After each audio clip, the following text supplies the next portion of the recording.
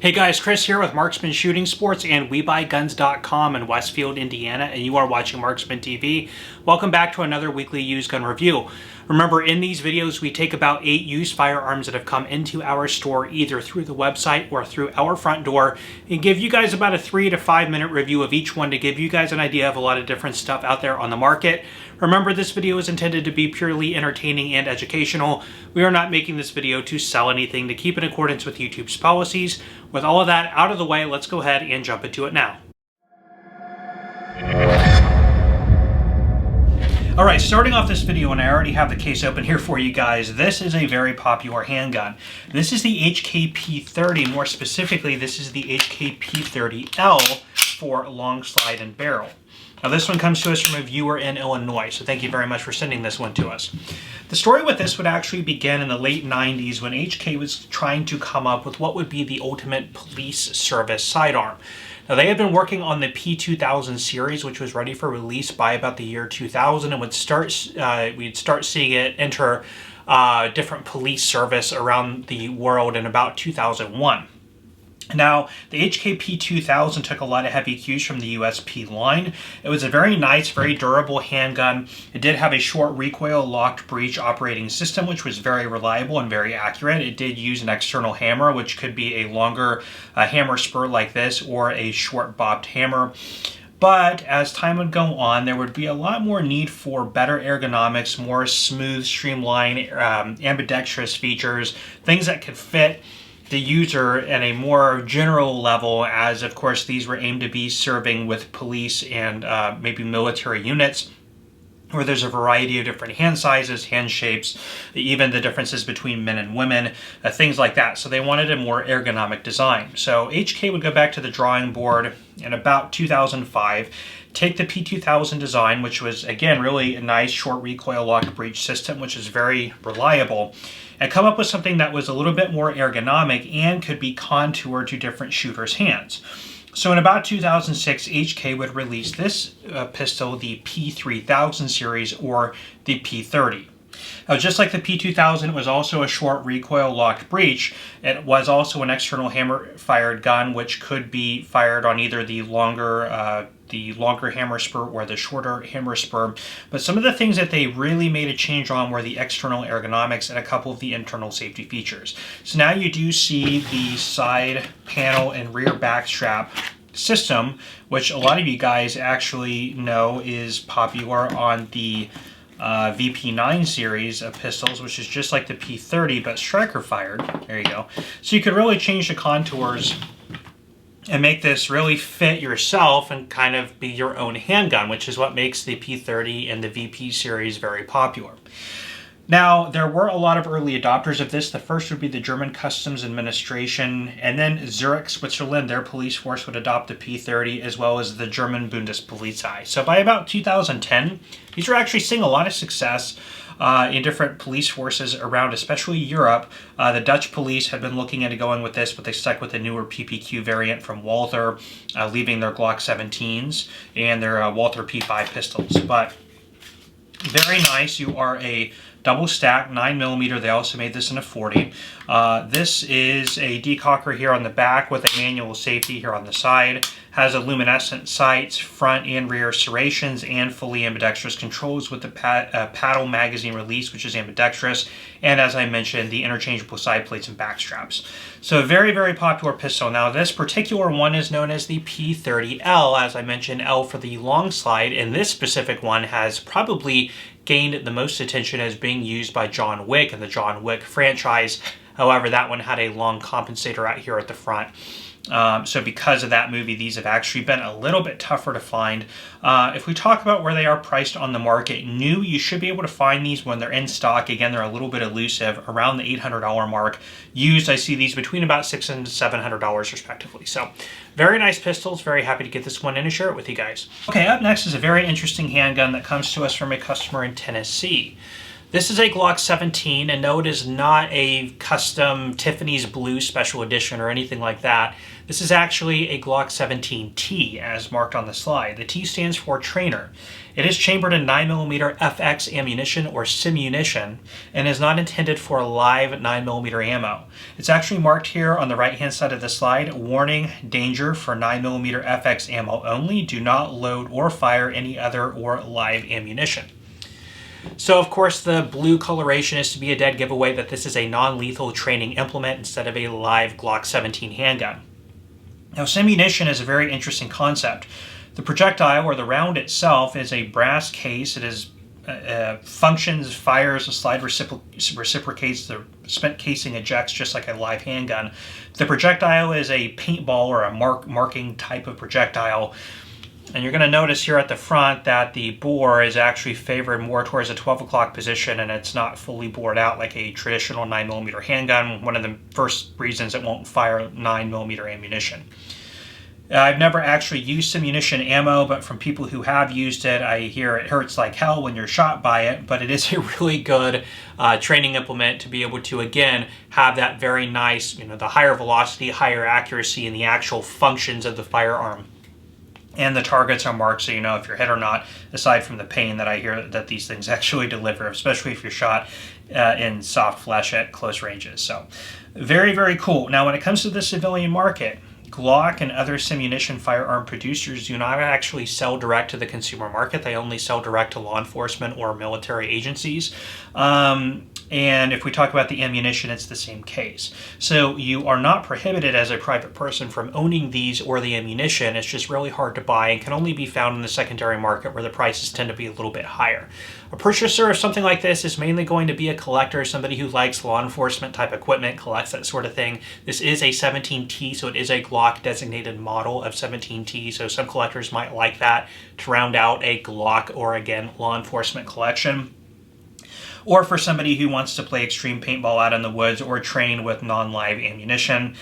Even though the ammunition, I looked online, it's like $350 for 500 rounds. But again, you have to be a law enforcement department to be able to purchase it. So anyway, very interesting handgun, not something you see too typically. The pricing on the 17Ts, this is a Gen 3. They do make a Gen 4 as well. This has no box with one magazine, typically between about $400 and $500. So around what you're going to pay for a normal traditional Glock 17, maybe just a little bit more for what it is. But still pretty interesting handguns. You don't see them too often, and happy to get that one in and share it with you guys. Okay, up next is a really cool rifle that comes to us from a local customer. This is an IWI Galil Ace, and this one is in 5.56. Let me pull this out of here and be right back with you guys. Okay, so here we have the IWI Galil Ace. I am a huge fan of these rifles. I've owned one in 7.62 x 39. This one here is in 5.56. Now, the story with this would begin back in the 1950s when a lot of the world is looking at moving into a new standard issue rifle. Now, the IDF, like a lot of other militaries around the world, is settling on the FAL. Now, through the 1950s, that's great. We're moving away from things like bolt action, but through the 60s and 70s, intermediate cartridge, fully automatic, smaller package rifles like this will start to dominate. But for what it was, the FAL was fine. Now, in the sandy conditions, there would be stoppages and stuff like that if dust and grime would make their way into the action. The FAL was also a very long, heavy, and cumbersome rifle. And with the overpowered 7.62 x 51 NATO, it was outperforming a lot of the typical engagement ranges. So soldiers of the IDF were complaining, hey, we need something a little bit newer, a little bit smaller, more ergonomic. This was exacerbated in about 1967 with the Six-Day War, when they would start to encounter AKM pattern rifles. They would pick these up, say, we're at half the weight and an intermediate cartridge, definitely viable at the engagement ranges we're seeing. Even at that point, a lot of the IDF soldiers were ditching their FAL in favor of the Uzi Gall design, the Uzi submachine gun 9mm, because it was more compact, ergonomic, and easier to work with.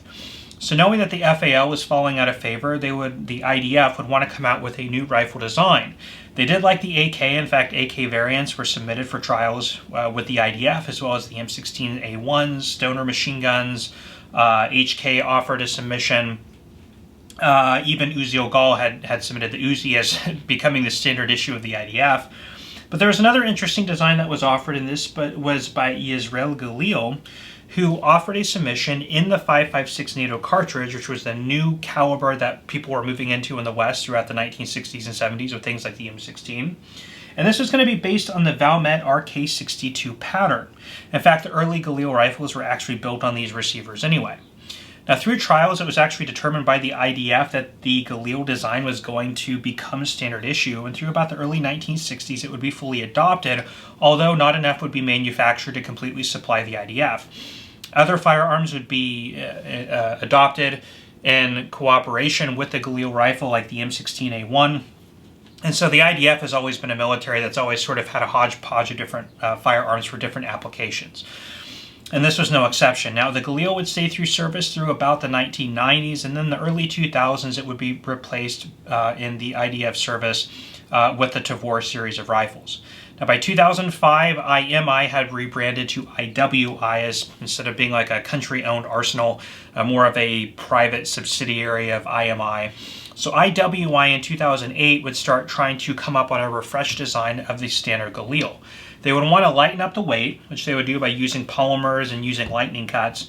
And they would want to seal off the design, making it even less susceptible to dust and grime and debris, especially in more sandy conditions. So you have a spring-loaded trap door over the charging handle port. It did use a last round hold open, side folding stock, enhanced trigger with ambidextrous controls, putting 1913 rail on top. So really brought the Galil into the modern era. Now, although the IDF would actually not adopt the Galil Ace rifle, it would be adopted by Chile and the Vietnamese military forces, and by about 2015 would be brought into the United States into the commercial market, and that's what we have here. Now, there would be pistol variants and carbine variants offered in 7.62x39, 5.56, and 7.62x51. In 2020, they did have a short run of 5.45x39 rifles, which are pretty rare and somewhat collectible. And then a couple years ago, they came out with a Gen 2. Now, I personally prefer the Gen 1. I've always liked this rifle more. I just really like the fit, the feel, the ergonomics. It's a little heavy for what it is my only complaint. The trigger on it is excellent, so it's a really, really cool rifle. Pricing on these, I'm fairly certain they are not manufacturing the Gen 1s anymore because the Gen 2 is out. I'm seeing these guys used in about the $1,500 range or so.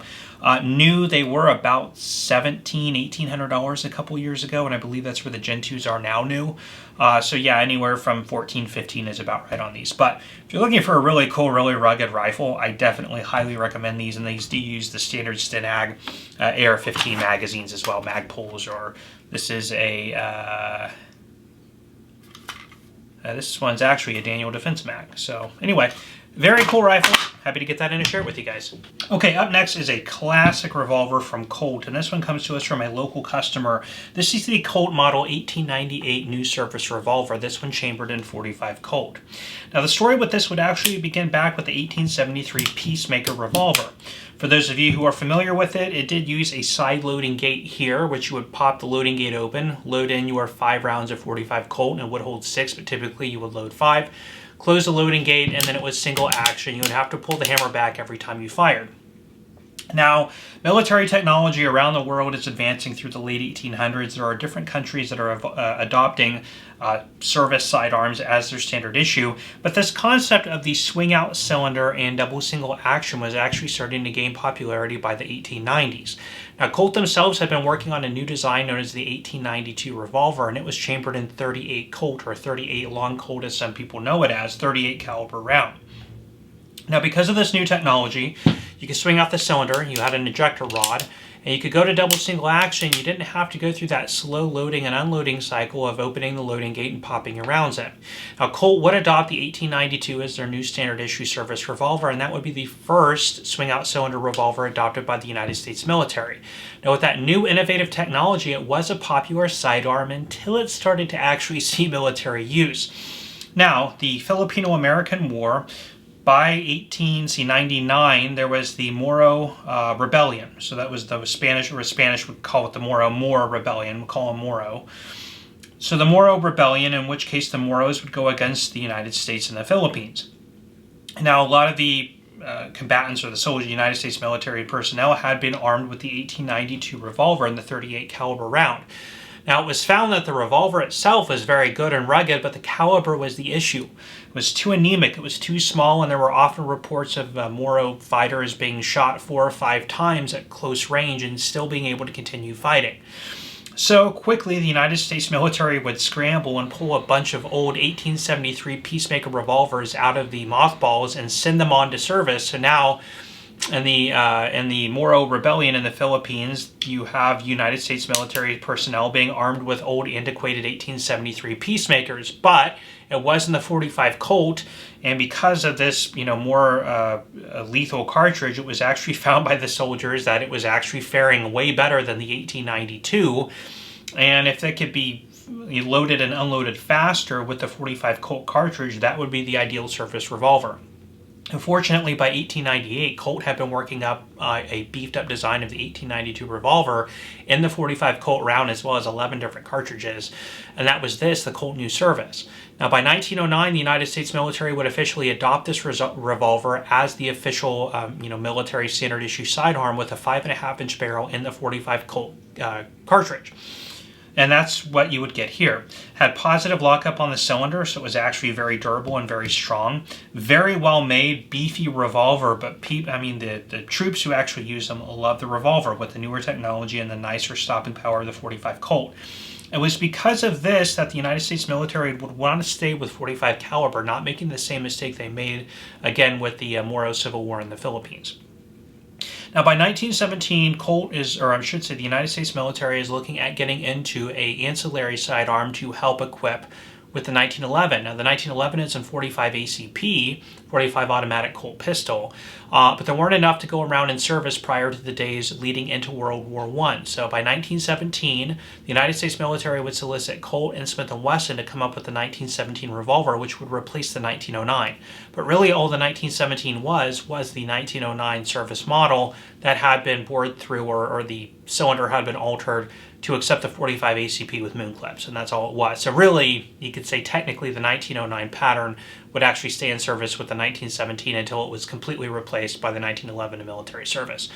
So the 1909, or I should say the 1989 model, was actually built by Colt all the way up to the early 1940s into the early days of World War I, seeing service with both the military and police forces, again made in 11 different calibers, and they're very popular with collectors and things like that. Now this one is a 7.5-inch barrel known as the New Service Target model. And this one actually was altered with King sights. This is a very popular modification done in the 70s. You see this on a lot of single-action armies also. But a rear adjustable rear sight and a taller front post was added to this example. But finish is original and everything. So very, very nice firearms. The collectability of these, the pricing on these is all over the board depending on condition. Really nice, excellent premium conditions, maybe as high as about $1,500, but typically in typical condition you find these in maybe around the $500 to $800 mark or so. So very nice, durable revolvers. Happy to get this one and to share it with you guys. Okay, up next is a very elegant rifle that comes to us from a local customer. This is a Ruger number 3. It is a single shot falling block type action. This one chambered in .223. Now the story with this would begin in about 1967 when Ruger would release the number 1 single-shot rifle. Now Bill Ruger himself, the original founder of the Ruger Firearms Manufacturing Company, was a huge fan of single-shot firearms. He was a true believer that your first shot is your most important shot, therefore should be your most accurate shot, and capacity to not take precedence over accuracy of your rifle. Of course, you're getting into a single shot. It is the most simple, it is the most straightforward type of design you could get into if accuracy is your number 1 goal. And that is why the number 1 is typically sort of coined as being one of the most sort of personal, private projects of Bill Ruger himself. So that's where this would begin. Now the number 1 was manufactured from 1967 until today and was offered in about 60 different calibers over its production. The number 1 is beautiful checkering in the wood, very beautiful stocks. Just a gorgeous rifle to a lot of people and very well manufactured, very well made. And the number 1 series is probably one of the most collected Ruger firearms on the market. Now, because of the workmanship and the craftsmanship that would go into the number 1 rifle, through about the 1970s, Ruger would realize that it really needed to make a more economized offering for the market, something that everybody could get into. Keeping, again, the consistency of the quality of the action, but doing other things to really reduce the cost to make it more affordable to a lot of people. So in 1973, they would release this, the number 3 rifle. Now, even though the number 1 was offered in many different calibers, the number 3 was only offered in 22 Hornet, 223, 30-40 Krag, 375 Winchester, 44 Magnum, and 45-70. And again, this one is a 223. Now, some of the things they would do to scale down on the cost is you wouldn't have the nice, finely checkered, contoured wood. It was very simple wood stock with no checkering on it. They would go from a metal butt plate to a plastic butt plate, and they would simplify the lever and the receiver design. Still, again, very strong, very durable action, but just simplifying it a little bit. You have a tang-mounted rear safety here. Although it appears hammerless, there is an internal hammer. Very nice, straightforward rifle. It has 1022 type of sights on here. This one drilled and tapped for a scope. So, not much else really to say about it. Just an elegant, again, beautiful rifle. Now, if we look at the price of the number 3 rifle on the market, again, like anything else that's not manufactured today, and they did cease production on these in 1986. I don't know if I mentioned that. The pricing is all over the board depending on the caliber, the condition, and things like that. Typically, you find the number 3 rifle between about $600 and $1,200 depending on conditions. So, again, not much else really to say about it, but a very, very well-loved, coveted rifle, the number 1 and the number 3 by Ruger. Okay, up next is a firearm that comes to us from a viewer in Ohio. What we have here is an Omega OM9R semi-automatic 9mm carbine based very clearly off of the famous HK MP5 design. Now first, if we take a look at what the HK MP5 is, it is a roller delayed blowback submachine gun offered in many different calibers, most notably 9, 40, and 10mm. And has served with many different police and military forces around the world. It would be developed in about 1966 by HK and is still in service today, again with many police forces, special operation forces, militaries all around the world, and is regarded as still probably the best submachine gun that has ever been manufactured and probably ever will be manufactured for quite some time. So a huge following on this firearm. Now, because of that following, there has always been a huge desire for civilian semi-automatic versions on the market. Now, there are quite a few today. Century Arms did just release one. PTR Industries came out with one. They're the ones that make a lot of the HK products, like the HK91 style G3 rifles. HK themselves actually have a semi-automatic version of this as well. And this was another version of that. This was Omega, and I'll get into where this came into play in a minute. One of the problems with the semi-automatic MP5s is they are all very expensive. Even the Century Arms MP5 version tops $2,000. So it has always been very pricey to get into these. Why exactly, I'm not too sure. I'm sure there's probably licensing that goes into the ability to manufacture a copy of it. I don't know. A lot of issues with 922R, being able to get the parts to come in with this.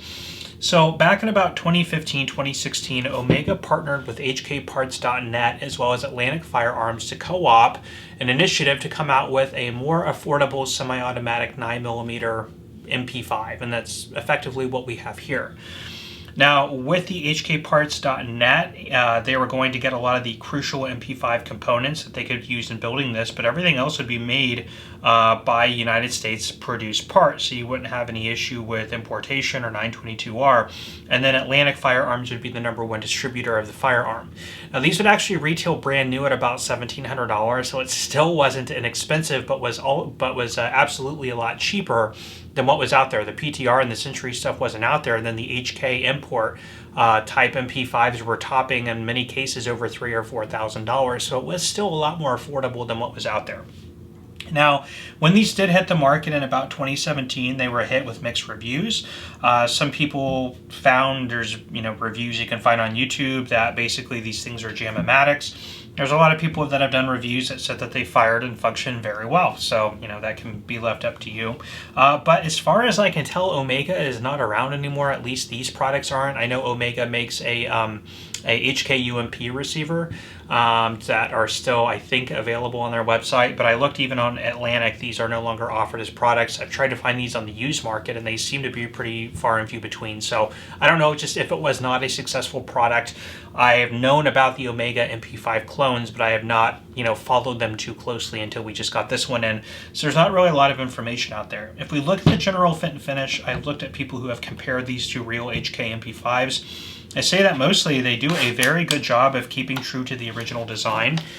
It is, as mentioned, the original is a closed bolt roller delay blowback. You slap it down. This being semi-automatic, of course, also is a closed bolt straight blowback design. Uses standard MP5 style double column, double feed magazines with very nice lockup. Trigger components, I'm sure, are original. Let's see if we can get that. Oh, now we're having issues here. There we go. The bolt is closed, so I just had to force that in a little bit more. Trigger on this feels like a lot of the other HK Clone type triggers that I felt before. Kind of a squishy trigger. And this one has a 16-inch barrel with a faux suppressor on it to give the overall length requirements to not be considered an SBR. Uses the collapsible stock, but you can pop this pin and fit any other type of stock, or just a back plate if you want to do more like a pistol type configuration. But on the MP5, you have the fixed stock, the collapsing stock. They had the K versions. So very interesting. So again, MP5 clones of any variety are always very popular. There's always a lot of buyers for them. I can't find much on the resale value of these. I couldn't find a single example that has recently sold. But I do know that when they sold new, they were about $1,700, and they are hard to find. So with other people making them, even though those are all over $2,000 right now, I have no idea where this would go on the market, but probably somewhere in the 15 to 17 range, I would guess. So interesting firearm. Happy to get that one in and share it with you guys. Okay, up next is a very iconic handgun that comes to us from a local customer. This is a Mauser C96 broom handle pistol, getting the name because the handle clearly looks like the handle of a broom. This is chambered in 7.63 by 25, although there were 9mm versions, such as the German accepted for military adoption Red 9. It has a giant Red 9 sort of inlaid into the grip. There were other versions of this as well. There was a non-licensed version made by Astra known as the Astra 9000. China had a variation of this as well.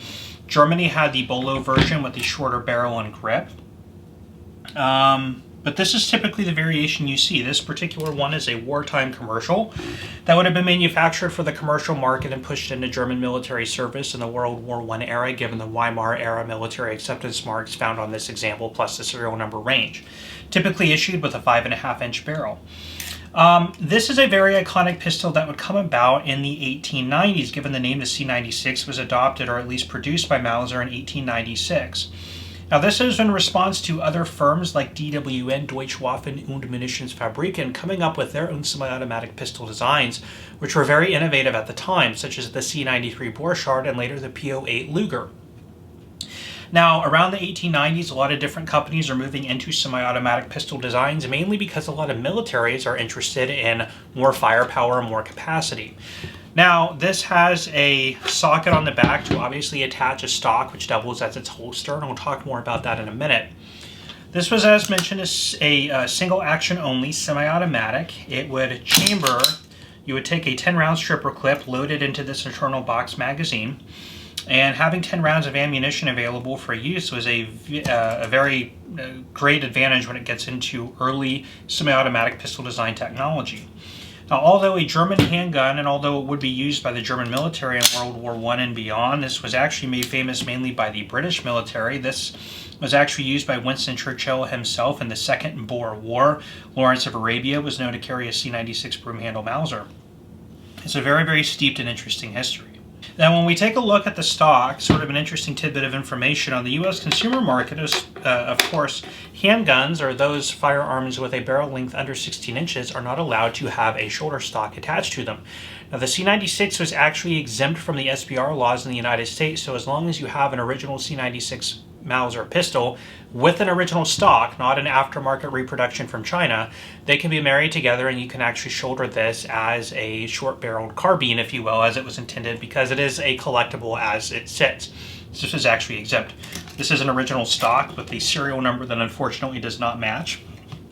These could actually come off of here. This door could be hinged open, and the pistol fit inside, and then you had a nice holster for the firearm as well. So really, really cool and interesting technology. This particular one, as mentioned, is a wartime commercial. So even though the P08 Luger was in German military service at the time, they were always looking for ancillary and supplemental sidearms to go along to equip their military. So the C96 would actually be used, this particular one would have been used in World War I service. Now this one has been refinished. You can tell things like the end of the barrel is blued. It's not left in the white as it should be. You can just tell the higher polish. There's some polishing marks on here. Definitely a refinished example. This is all matching. I have not taken it apart, but the grip panels and all the external parts are matching. So an interesting firearm. Now, wartime commercial that has been refinished with its original stock, my guess would be anywhere from about the $1,500 to $2,000 range. These have gone up in value quite a bit over the last few years. Original condition with their original stocks, well up over $2,000, and I've seen really nice museum grade with original matching stock and the leather holster components and things like that top up over $3,000 to $4,000. So very cool, very interesting firearm. Very happy to get in and share with you guys. Okay, last but not least is a very interesting handgun. This one comes to us from a viewer in Wisconsin, so thank you so much for sending this one to us. This is a Benelli B76, this one chambered in 9mm. Now the B76 has a couple interesting features. First, it feeds from a detachable 8-round magazine. It is double single action, and it does use an inertia locking system. Now if we talk about inertia locking systems on firearms, the number one firearm that comes to mind is the Benelli M4, or the M series, the M4 shotgun, the one we all know and love today, which also uses an inertia locking system. And other than the shotgun line and this, I can't think of any others that use this system. Now in the principles of inertia locking, the bolt is actually laying flat inside the frame here at rest. When the slide is not moving, the bolt is locked. Once the slide starts to move, it actuates a lever, which allows the bolt to lift up slightly and move freely and recoil with the slide. Because of that, there are a lot of moving parts in here, about 7 or 8 separate components when disassembled, which makes this a little bit complicated to manufacture and a lot of parts that need to be maintained through general wear and tear. So this was actually not designed as a military or a police sidearm. It was really designed to be a really nicely manufactured, very well-made civilian sidearm. Now, originally designed for the Italian civilian market, this was chambered in 7.65 by 21. Now, Italian consumers could not own cartridges that were deemed to be designed for military purpose, so that's why this was originally chambered in 7.65 by 21. Now, in the early 1970s, they would try and get this in for the United States consumer market, and by about 1975, they had secured patents for them to come in, chambering them at 9mm, and by 1976, they were fully in production and available for sale here in the United States. And they would stay for sale until about the early 1990s. Now, unfortunately, although it was a very, very well-made firearm, very, very aesthetically pleasing, ergonomic, it did not see very good sales, and it was typically beat out by other things through the 70s and 80s. Mainly, I guess, a couple of the reasons were it was just too complicated, just too many moving parts, and it didn't really offer a whole lot that could not be found in other contemporary models, especially being that it was just an 8-round capacity 9mm firearm. I remember through the 70s, the things like the CZ75 and the SIG 226, by the 80s you have the Glocks. So it's just, it was a little too complicated, a little bit too expensive, and didn't really solve a lot of issues. In fact, other things that were a little bit more simple did things better. So they would fall out of production and actually never see very good sales. Because of that, they are pretty uncommon today, and there's actually a growing following and fan base on these. In really, really good condition with the original box, seeing them on Gunbroker anywhere in the $1,500 plus range. Without the box, maybe around the $1,200 mark, and in really poor condition, maybe saw an example that went for about $500. This one is in really good shape. There's a little bit of isolated pitting on the slide. It just has 2 magazines and manual, but no box. So anyway, very interesting firearm. Happy to get that one in and share it with you guys. That is the Benelli B76, and where we will end this week's video. Well, that is all the time I have for you today on these. Thank you so much for stopping by and checking out this video. If you enjoyed, please let me know by hitting that like button. Please also consider subscribing to my channel and hit that bell notification button so you are aware when I am posting new content. I'm going to leave you guys off with that. I am Chris with Marksman Shooting Sports and WeBuyGuns.com in Westfield, Indiana. You are watching Marksman TV, and I will see you next time.